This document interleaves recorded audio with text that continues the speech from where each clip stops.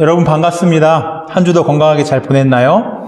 오늘은 마가복음 말씀을 통해 말씀이 열매 맺는 마음이라는 제목 가지고 함께 말씀을 나누어 보도록 하겠습니다. 마가복음 4장 3절에서 8절 말씀입니다. 들으라, 씨를 뿌리는 자가 뿌리러 나가서 뿌릴새 덜어는 길가에 떨어짐에 새들이 와서 먹어버렸고, 덜어는 흙이 얕은 돌밭에 떨어짐에 흙이 깊지 아니하므로 곧 싹이 나오나 해가 돋은 후에 타서 뿌리가 없으므로 말랐고, 덜어는 가시떨기에 떨어짐에 가시가 자라 기운을 막음으로 결실하지 못하였고, 덜어는 좋은 땅에 떨어짐에 자라 무성하여 결실하였으니 30배나 60배나 100배가 되었느니라 하시고. 아멘. 예수님이 갈릴리 호숫가에 계실 때 많은 사람들이 몰려들었어요. 저를 보기에 많은 사람들이 몰려들 때 저는 막 좋아서 흥분할 것 같아요. 그러나 예수님 흥분하지 않으셨어요. 차분하게 그 사람들에게 여러 가지 비유들로 말씀을 가르치기 시작하셨어요. 그 비유 중에 하나가 오늘 읽은 씨를 뿌리는 자의 비유예요. 한 사람이 씨를 뿌립니다. 그 씨앗이 다양한 땅에 떨어졌어요. 어떤 씨는 길가에 떨어지고, 또 어떤 씨는 돌밭과 또 가시밭에 떨어지기도 했어요. 또 그 중에 어떤 씨는 좋은 땅에 떨어져서 많은 열매를 맺었습니다. 예수님은 지금 비유로 말씀을 가르치고 계세요. 비유가 뭔가요? 우리가 시나 소설 같은 문학에서 직접적으로 설명하는 것이 아니라 어떤 다른 대상에 빗대어서 설명하는 것을 비유법이라고 하죠. 제가 제일 좋아하는 시가 진달래꽃이에요. 진달래꽃의 그 마지막 시 구절이 어떻게 되죠? 나보기가 역겨워 가실 때에는 죽어도 아니 눈물 흘리오리다. 당신이 떠나가는 게 너무 슬퍼요. 이러는 게 아니라 죽어도 아니 눈물 흘리오리다. 이렇게 표현하니까 더 연인을 떠나보내는 그 여자의 그 슬픔이 더 깊이 마음에 다가오는 것 같아요. 비유는 직접 설명하는 건 아니지만 직접 설명하는 것보다 더 말의 의미를 분명하게 감동 있게 전달해주는 특징이 있어요. 예수님이 이렇게 비유로 말씀하시고 그 비유의 의미들을 제자들에게 설명하기 시작하셨어요. 씨를 뿌리는 것은 말씀의 씨를 뿌리는 거예요. 그리고 그 씨앗이 떨어지는 다양한 땅은 말씀을 듣는 사람들의 다양한 마음 상태를 의미하고 있는 거예요. 먼저 길가에 떨어진 씨앗이 있어요. 길가는 많은 사람들이 밟고 지나가는 땅이기 때문에 굉장히 딱딱해요. 그래서 길가에 떨어진 씨앗은 뿌리를 내릴 수 없고 싹을 틔울 수 없어요. 길가와 같은 마음은 세상을 깊이 사랑하는 마음이에요. 내 마음이 세상에 다른 것에 깊이 빠져있기 때문에 하나님의 말씀은 들리지 않아요. 나랑 상관없는 이야기일 뿐이에요. 그러니까 말씀을 들어도 깨달지 못하고 믿지 못하는 거예요. 그리고 길가에 떨어진 그 씨앗을 누가 가져간다고 말씀하고 있나요? 사탄이 즉시 와서 그 말씀을 빼앗아 버린대요. 말씀은 구원하는 능력이 있어요. 말씀은 사람을 변화시킵니다. 그래서 하나님이 우리에게 이렇게 말씀의 씨앗을 뿌리는 거예요. 여러분이 지금 이렇게 말씀을 듣고 있는 거예요. 그러면 사탄은 어떻게 하면 되는 거예요? 그 말씀을 듣지 못하도록, 깨닫지 못하도록, 믿지 못하도록 방해하면 되는 거예요. 계속 우리 마음이 하나님의 말씀에는 관심이 없고 계속 다른 것에만 관심을 쏟게 하는 거예요. 돌밭에 떨어진 씨앗이 있어요. 그 씨앗은 어떻게 되나요? 돌 위에 얕은 흙이 있기 때문에 뿌리를 내리고 싹을 틔울 수는 있어요. 그런데 그 얇은 흙 밑에 뭐가 있는 거예요? 돌하고 바위밖에 없는 거예요. 그래서 깊이 뿌리를 내릴 수는 없어요. 뿌리를 내리지 못한 식물이 어떻게 됩니까?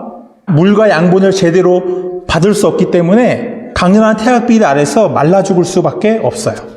돌밭은 말씀을 기쁘게 듣기는 하지만 깊이 생각하지 않는 마음이에요. 하나님이 우리를 창조하셨다고요?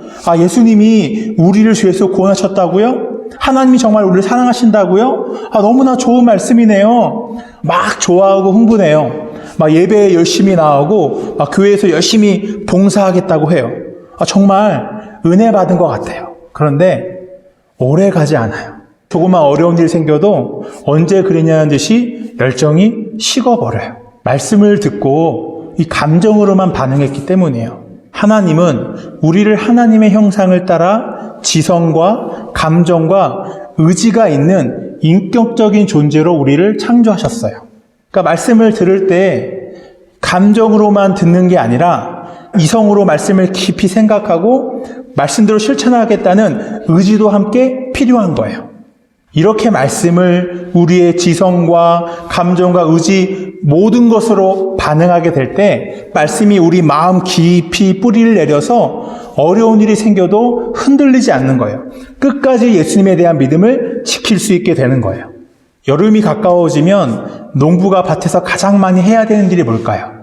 잡초를 뽑는 거예요. 잡초를 뽑지 않으면 어떻게 되죠? 그 식물에게로 가야 양분을 이 잡초가 다 흡수해서 그 식물이 제대로 자라지 못하고 열매를 맺지 못하게 되는 거예요. 우리 마음에도 염려와 돈의 유혹, 욕심이라는 잡초가 생기면 말씀이 제대로 자랄 수 없게 돼요. 우리는 왜 염려하고 걱정할까요? 하나님을 믿지 못해서예요. 우주보다 크신 하나님이 나를 사랑하시고 나를 함께 하시고 인도하신다는 그 말씀을 믿지 못하기 때문에 근심하고 염려하는 거예요.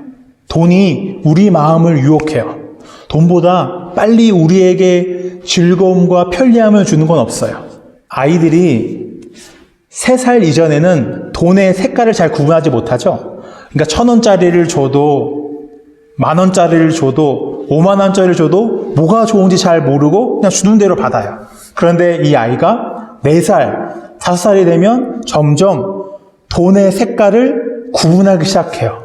파란색보다 녹색을 더 좋아하게 되고 녹색보다 그 노란색 지폐를 더 좋아하게 되죠. 이렇게 사람은 돈을 사랑하고 돈을 의지하기가 너무나 쉬워요.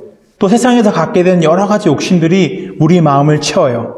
성공하고 싶은 욕심, 더 갖고 싶다는 욕심, 인정받고 싶다는 욕심, 외모에 대한 욕심, 더 즐기고 싶다는 그 욕심들이 우리 마음을 채우게 돼요. 이렇게 염려라는 돈의 유혹이라는 욕심이라는 잡초가 우리 마음에 자라게 되면 우리 마음에서 말씀이 자랄 수 없어요. 우리는 말씀에 집중할 수 없게 돼요. 그럼 마지막으로 좋은 땅에 떨어진 씨앗은 어떻게 되나요? 말씀에 30배, 60배, 100배의 열매를 맺게 된다고 말씀하고 있어요. 좋은 땅은 수분과 영양이 충분합니다. 그 땅은 폭신폭신해요. 그래서 떨어진 씨앗을 잘 받아들이고 뿌리를 내릴 수 있게 하고 잘 자라게 합니다. 좋은 땅에 떨어진 씨앗은 싹을 틔우고 깊이 뿌리를 내리고 잘 자라서 많은 열매를 맺게 돼요. 좋은 땅과 같은 마음은 어떤 마음일까요? 마가복음 4장 20절엔 이렇게 말씀하고 있어요. 좋은 땅에 뿌려졌다는 것은 곧 말씀을 듣고 받아. 말씀을 열린 마음으로 겸손하게 듣는 거예요. 주님, 말씀하세요. 제가 그대로 하겠습니다. 그것이 좋습니다. 이렇게 말씀을 듣는 거예요. 좋은 땅과 같은 마음을 누가복음에서는 이렇게 또 말씀합니다.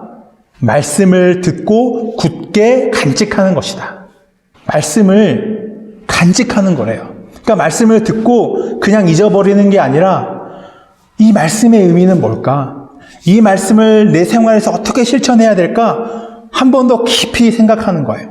그리고 그 말씀을 인내하면서 그대로 실천하는 거예요. 그런 말씀이 우리 마음에 깊이 뿌리를 내리고 자라서 열매를 맺게 돼요. 하나님이 나를 사랑하시고 함께 하신다는 그 말씀이 믿어지고 사랑이 넘치는 삶을 살 수 있게 되는 거예요.